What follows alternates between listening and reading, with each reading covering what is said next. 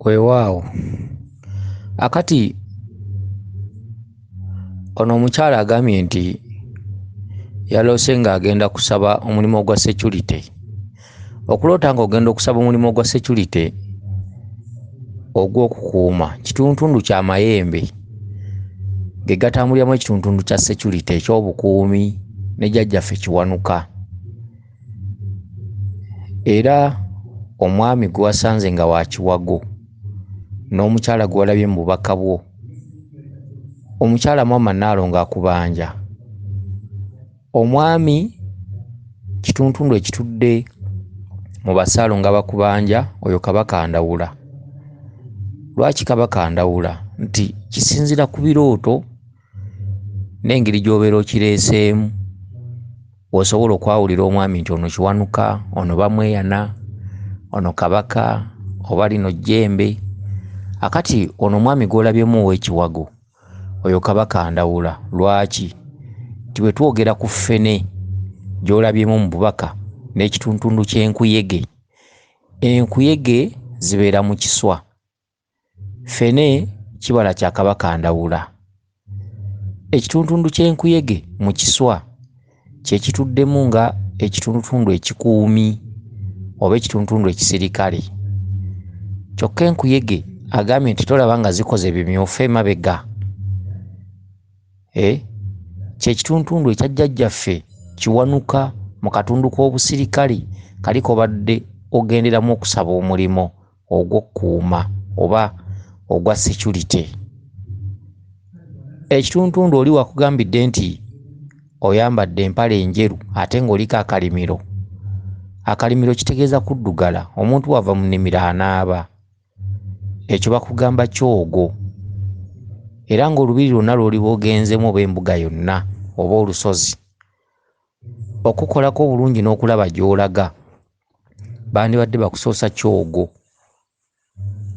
Ekyogo ekyo nga kyakwambululwa era nga wandibadde okinaabira ennaku ennungi nga 9. Oluusi ng'okinaaba ku makya ekawungeezi, oluusi n'ekiro ng'ogenda okwebaka. Ekyogo ekyo era ekyogo ekyo kyandibaddemu eddagala eriyitibwa akafugankande, mwandibaddemu olukandwa, mwandibaddemu akavawala, mwandibaddemu eddagala eriyitibwa lubowa, mwandibaddemu eddagala eriyitibwa bawolola, mwandibaddemu ekifumufumu, mwandibaddemu kafumbe. Ekyogo ekyo okitegedde?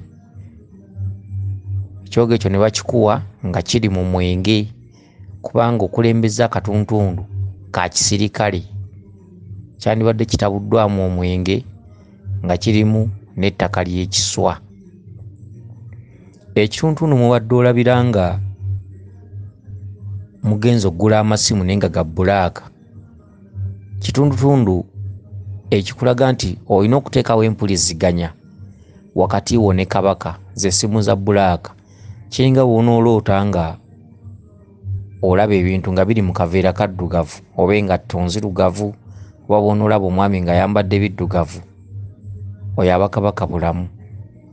Era amasimu ago okuzzaawo omutimbagano wakati wo ne bajjajjaabo kuba nti muwuliziganya, mwogera olulimi Oluganda wakati wo nabo, ze simu ezo ze bakulaga.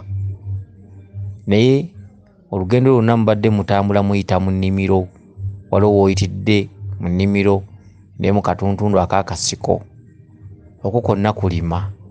Ennimiro gye bakuyisaamu engeri gy'oba ogyatudde nti nga tuyita mu nnimiro, bakugamba kulima.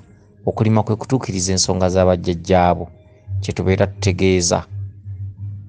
N'olwekyo obubaka buno nsuubira okuba nti obutegedde bulungi, weewaawo tubuyiseemu lukwakwayo, naye ansa tuba tugikuwadde. Akuwadde obubaka obwo Kabaka Ndawula. Ate ekitundutundu ky'ogenda okusaba omulimu gwa security kye kikulaze enkuyege zino ez'emitwe emimyufu. Ate ekitundutundu ky'akalimiro kyakunaaba byogo wakati nga tonnaba kutambuza nsonga zonna. Ekitundutundu ky'amasimu aga bbulaaka kitundutundu kya Kabaka bulamu.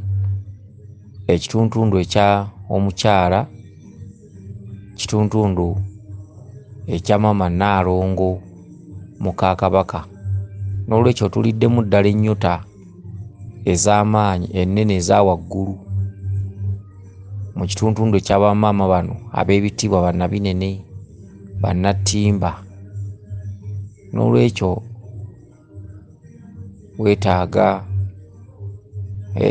weetaaga otambuleko weezuule weenoonye mu kifo kyonna ky'obanga ozudde kasa kiba nga kisobola okukwatirako, naye nga bakusoosanga byogo wakati w'ennaku 9 oba 18.